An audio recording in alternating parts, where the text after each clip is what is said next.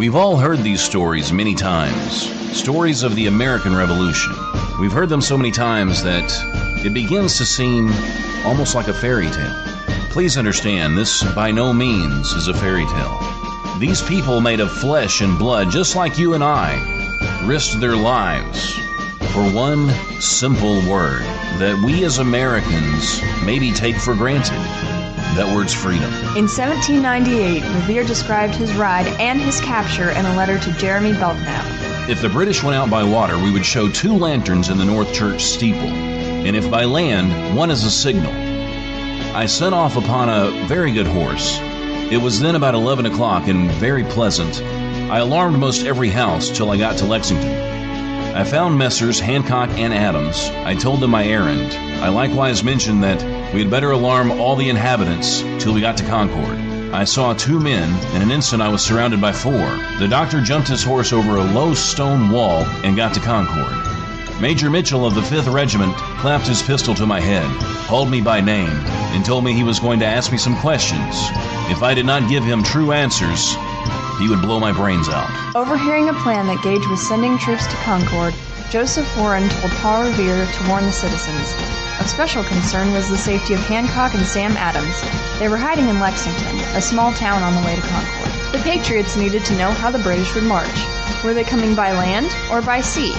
At a time where it took 5 days to travel between Philadelphia and Baltimore, Revere used another method. Revere's friend would hang a lantern in the steeple of Christ Church, now the Old North Church in Boston's North End. Only, it wasn't Paul Revere who rode all the way. He and one companion, William Dawes, were captured in Lincoln after they had warned the folks in Lexington around midnight and were on their way to Concord.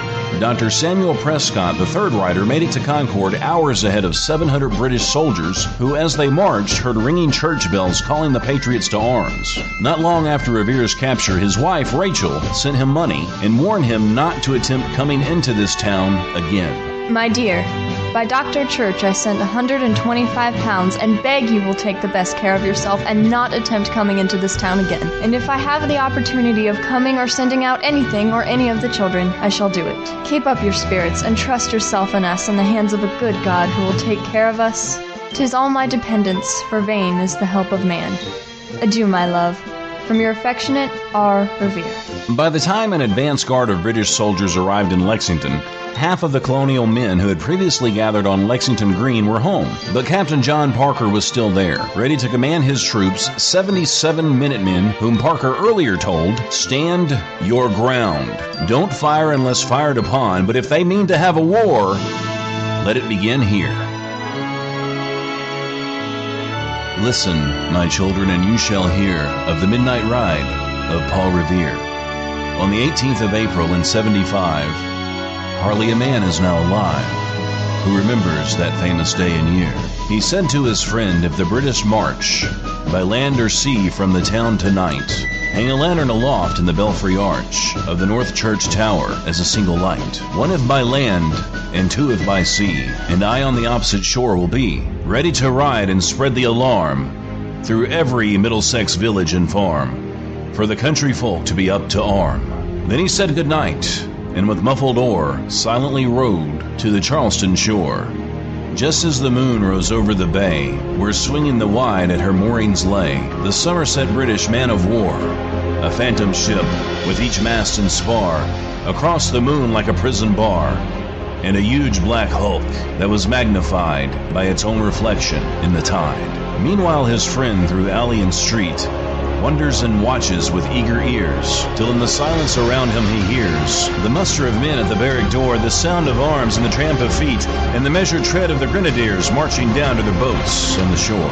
Then he climbed the tower of the Old North Church by the wooden stairs with a stealthy tread to the belfry chamber overhead, and startled the pigeons from their perch on the somber rafters that around him made masses moving shapes of shade by the trembling ladder steep and tall to the highest window in the wall, where he paused to listen and look down a moment on the roofs of the town and the moonlight flowing over all. Beneath in the churchyard lay the dead in their night encampment on the hill, wrapped in silence so deep and still that he could hear like a sentinel's tread the watchful night wind as it went creeping along from tent to tent and seeming to whisper, all is well. A moment only he feels the spell of the place and the hour and the secret dread of the lonely belfry and the dead. For suddenly all his thoughts are bent on a shadowy something far away where the river widens to meet the bay. A line of black that bends and floats on the rising tide like a bridge of boats. Meanwhile, impatient to mount and ride, booted and spurred with a heavy stride, on the opposite shore walked Paul Revere. Now he patted his horse's side, now gazed on the landscape far and near, then impetuous stamps the earth, and turned and tightened his saddle girth. But mostly he watched with eager search the belfry tower of the Old North Church. And it rose above the graves on the hill, lonely and spectral and somber and still. And lo, he looks on the belfry's height, a glimmer and then a gleam of light. He springs to the saddle, the bridle he turns, but lingers and gazes, till full on his sight a second lamp in the belfry burns. A hurry of hoofs in a village street, a shape in the moonlight, a bulk in the dark, and beneath from the pebbles and passing a spark, struck out by a steed that flies fearless and fleet. That was all, and yet, through the gloom and the light, the fate of a nation was riding that night. And the spark struck out by that steed in his flight kindled the land into flame with its heat. He has left the village and mounted the steep, and beneath him tranquil and broad the deep, in the mystic meeting the ocean tides. And under the alders that skirt its edge, now soft the sand, now loud on the ledge, is heard the tramp of his steed as he rides. It was 12 by the village clock when he crossed the bridge into Medford town.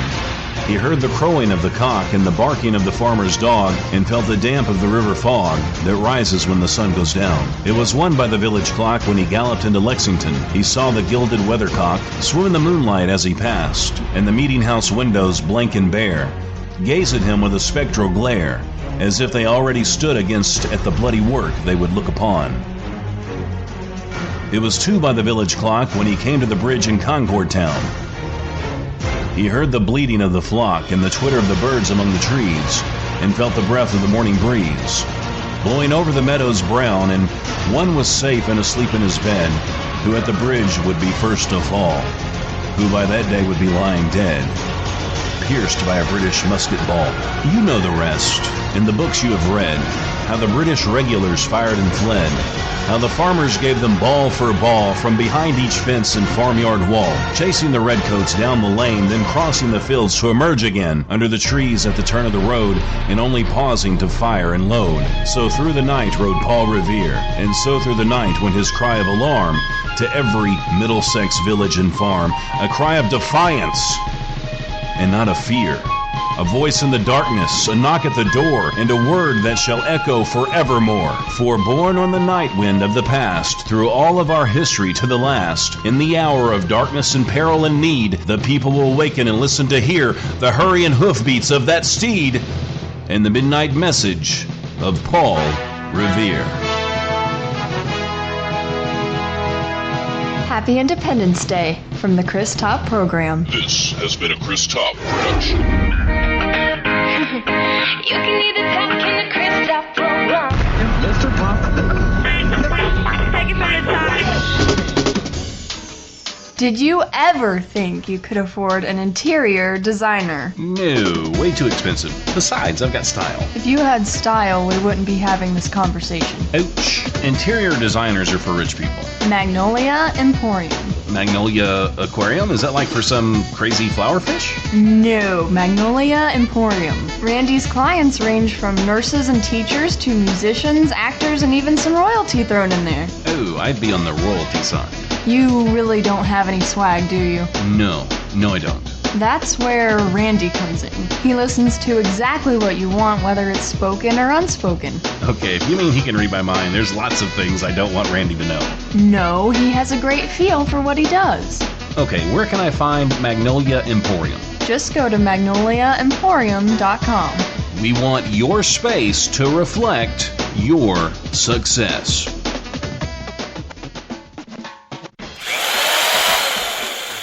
Wait, is that a drill? I figured I'd work on some home improvement stuff. Where did you get a drill? It doesn't matter because now I have the power. Bruh. You don't even know how to use a drill. Oh, I know how to use a drill. Chris, you're gonna hurt yourself again. Just call Exact Construction. I don't know, I'm feeling pretty manly. Look, just call Jory at Exact Construction. They handle electrical, plumbing, carpentry, drywall, painting, wood flooring, repair, remodel, and service calls. They do everything. Okay. What's the number? 931-809-8098. That's Exact Construction, done exactly how it should be.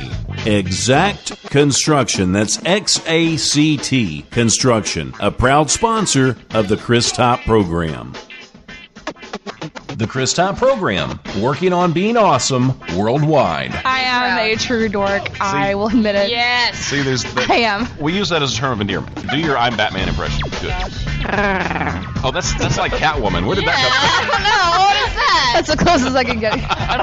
Dorks of the world, unite. I have a picture, like a side-by-side picture of me next to a velociraptor, and Wow. we're making the exact same facial That's impressive. expression, so it's like twins. Come rap on one of my songs. It'd be a good time. Just give me a little bit. Yup, there goes gravity. Yup, there goes gravity. So Oh gosh. TheChrisTopProgram.com.